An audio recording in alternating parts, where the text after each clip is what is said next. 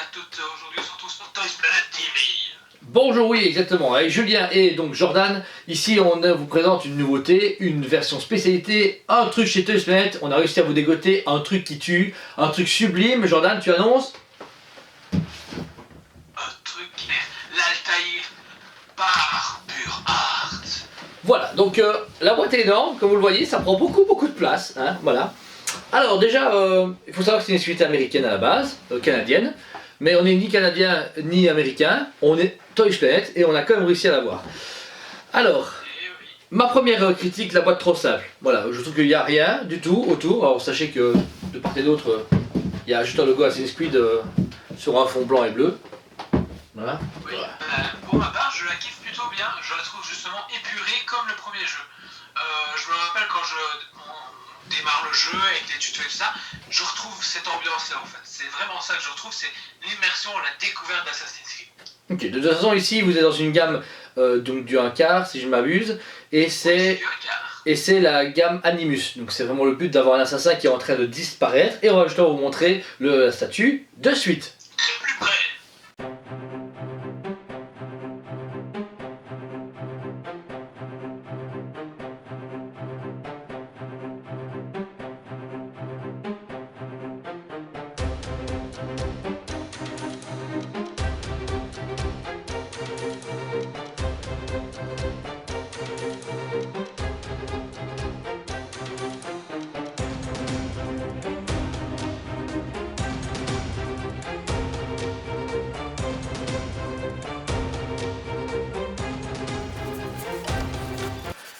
Voilà, donc ici après un unboxing donc assez complet pour vous montrer vraiment quelles sont les pièces, où elles s'assemblent et où elles se situent dans la boîte, pour ceux qui vont futurement la déballer.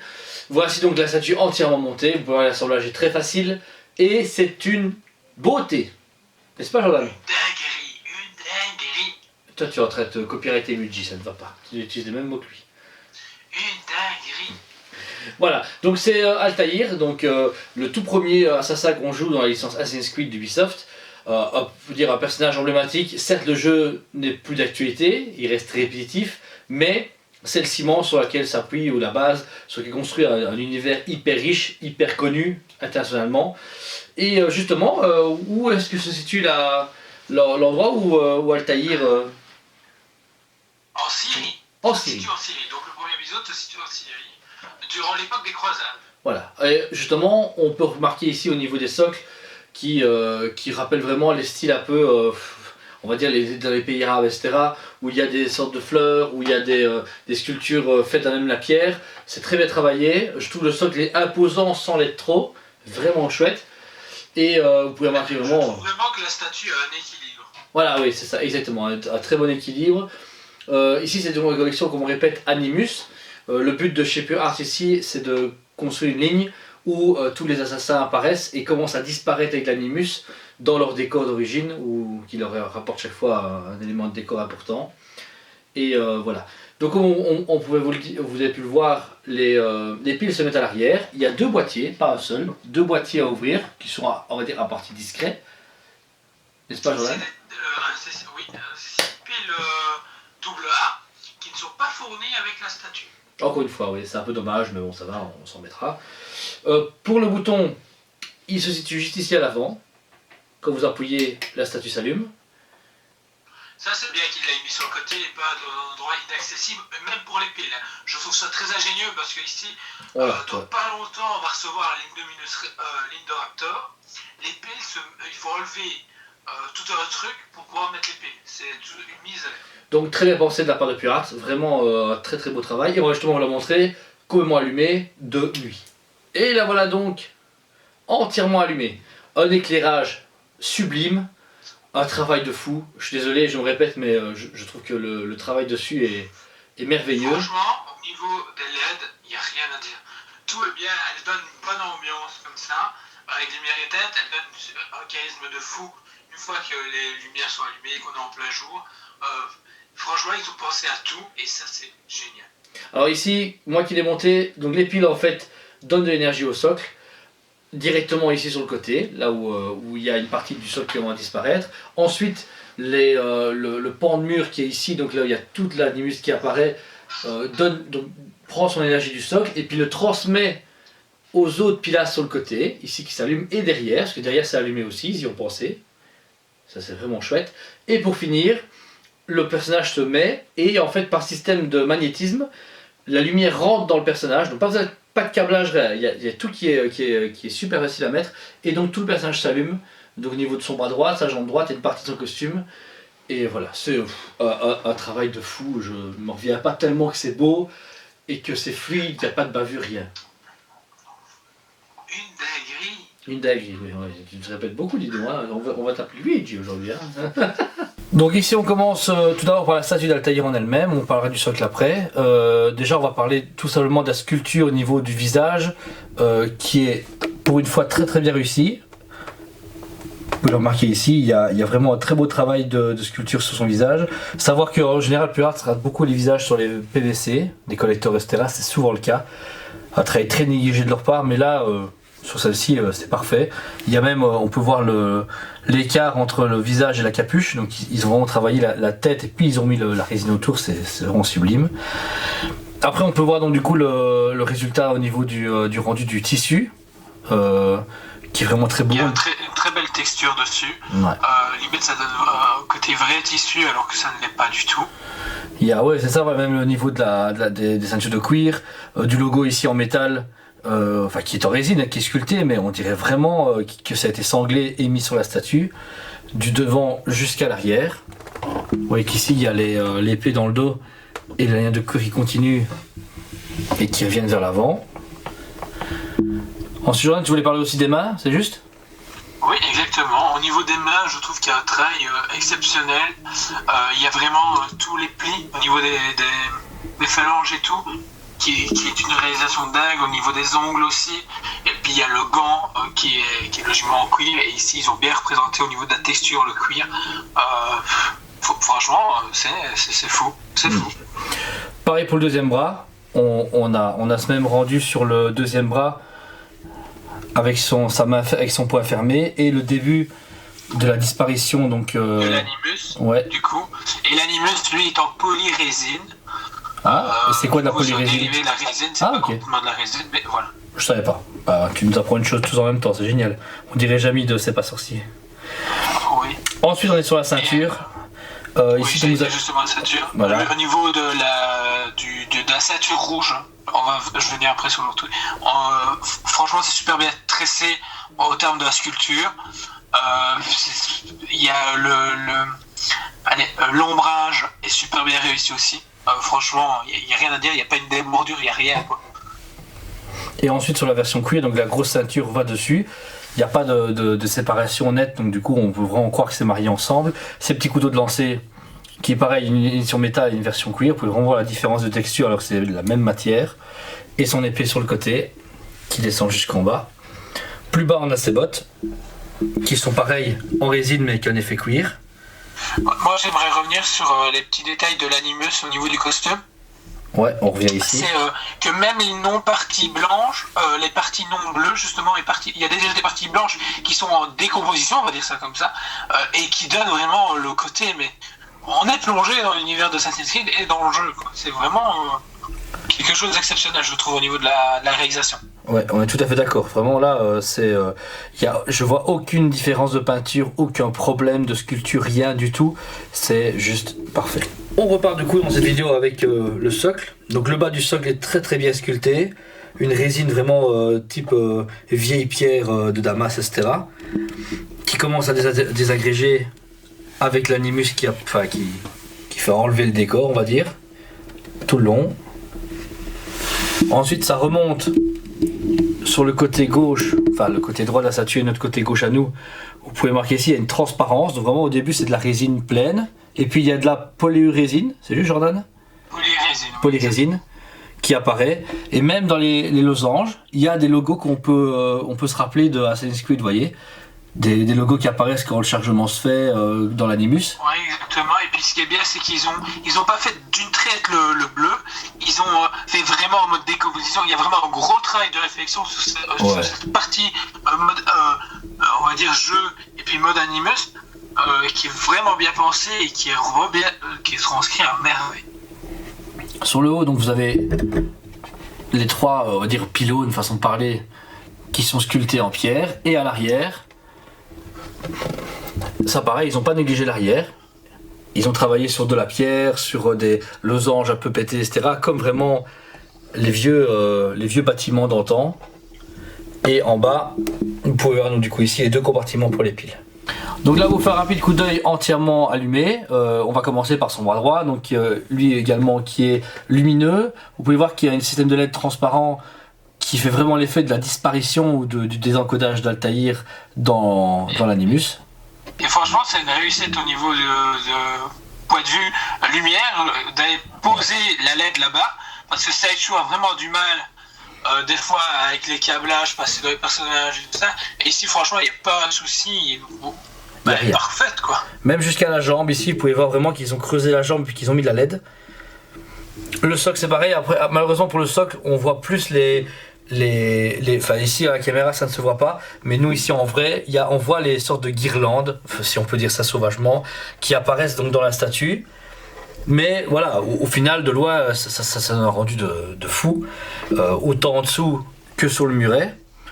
Maintenant, ça aurait été plus compliqué de ne pas non plus les voir complètement. Ouais. C'est un souci à un moment donné où tu veux utiliser de la LED, et à un moment donné pour la cacher complètement, c'est très compliqué. Voilà, c'est pareil au-dessus ici du pilier, vous voyez vraiment qu'il y a un trou avec la LED qui sort pour bien éclairer le reste du bleu. Pareil pour chaque endroit où il y a les pilastres.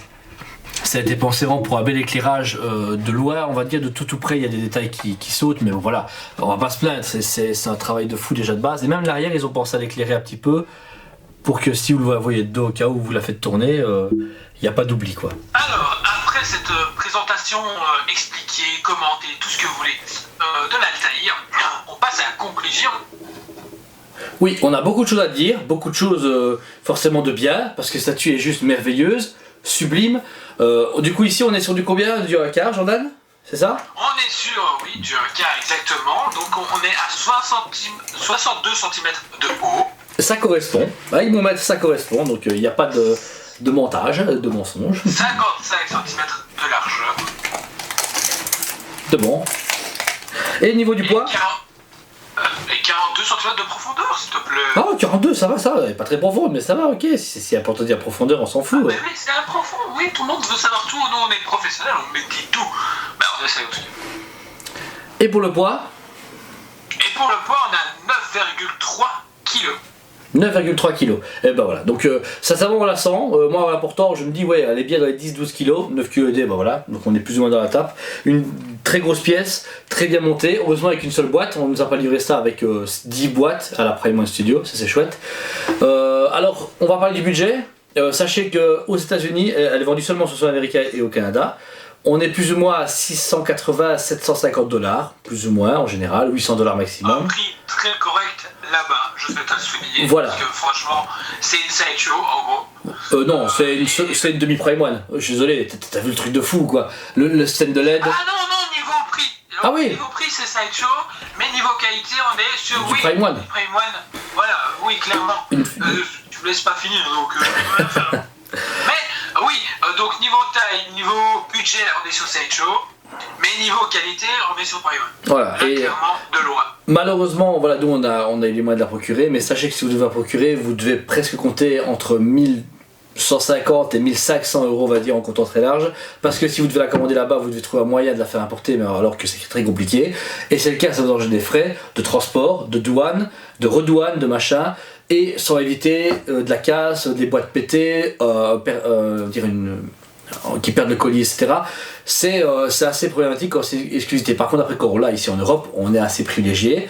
Il faut savoir aussi qu'elle est numérotée à 1500 exemplaires. Hein.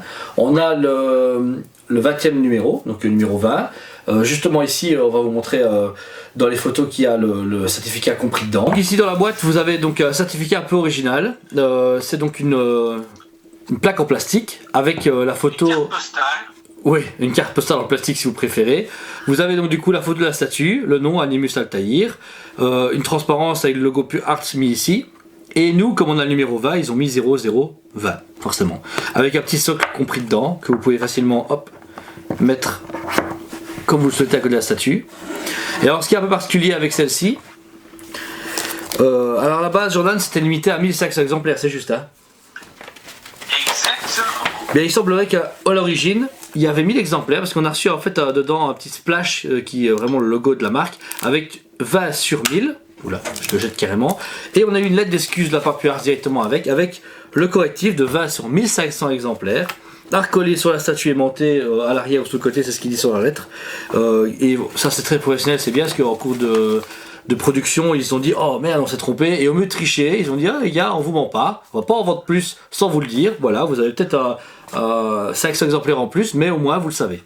Et ça c'est cool, c'est bien qu'ils y aient pensé, n'est-ce pas Jordan? Exactement, c'est super bien. Et puis après, il faut pas oublier que cette statue a gagné 2 prix.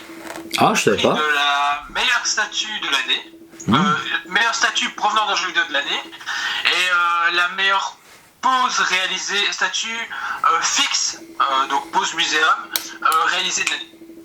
Bon, on apprend tous les jours avec Jordan, hein. Merci.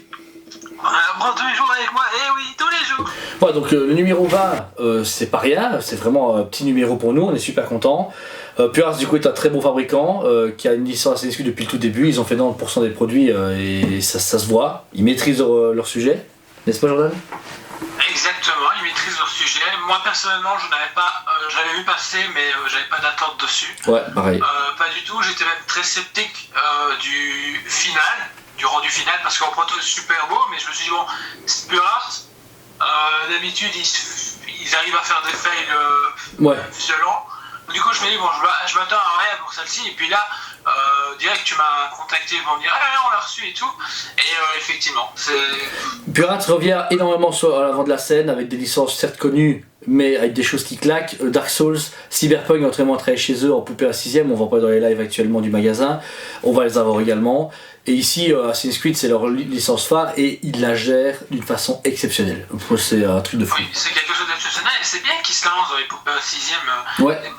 Vu qu'ils ont la licence Assassin's Creed, ils vont pouvoir faire quelque chose de violent. On espère. Et ben, maintenant, je pense qu'ils vont attendre les retours de celle-ci pour se lancer. C'est ça, ouais, voilà, exactement. Voilà, ici on arrive du coup au niveau des cotes. 11 sur 10 pour moi, parce que c'est une super surprise, que j'arrive pas à la critiquer trop et que rien n'est parfait, mais là elle est surparfaite parce que comme je m'attendais à rien, je suis hyper étonné, je suis hyper hypé, voilà. Donc 11 sur 10 pour moi, voilà. Bah moi c'est un 10 sur 10. Ouais. Super attente, parfaite, rien à dire. Je suis pas un grand fan d'Assassin's Creed, donc voilà, ça me fait pas plus d'émotion que ça, mais les fans, franchement, vous êtes servis. Là, ils vous ont fait la pièce grave qu'il faut dans une collection, et surtout que, encore plus celle-ci, je trouve, parce que c'est l'arrivée de l'univers. Oui, voilà, c'est l'origine même, même le fait d'avoir mis des piles faciles d'accès et un bouton caché, mais qu'on peut allumer quand on veut. C'est des choses simples. Ouais. La moitié des fabricants se faillent là-dessus. Voilà, ils le mettent en dessous. C'est ça. Il faut démonter ça. Ou des prises, des trucs super chiants à voir, c'est pelant. Voilà. Ici on arrive donc sur avec la vidéo. On espère que la vidéo vous a plu. Si vous avez aimé et vous êtes fan, partagez-la autour de vous. Si vous avez un fan d'Assassin's Creed, regarde mon pote, ils ont fait une review, elle est terrible, regarde là comme elle est géniale. Elle sera exposée également au magasin dès qu'on reviendra du confinement. Et voilà. On peut les remercier 1000 fois de nous suivre. Oui, merci à tous, parce que vous êtes de plus en plus nombreux, plus en plus de gens aussi à interagir, et ça c'est super cool, parce que franchement, ça nous fait plaisir. C'est génial, parce que du coup, c'est vos ressentis, des gens qui disent ah moi je trouve ça un peu plus cher, ah moi je trouve c'est moche. Tout le monde a ses avis et c'est bien. Et c'est bien, oui. Voilà, on donne notre avis, on dit pas simplement beau parce que on a envie de dire que c'est beau, non, c'est parce qu'on le pense et parce que c'est plus ou moins le cas. Mais tout le monde a le droit de dire non, moi je préfère ça ou ça, et voilà. Voilà, et bien écoutez, on vous dit à très bientôt, abonnez-vous à notre chaîne et on se dit à la prochaine. Salut.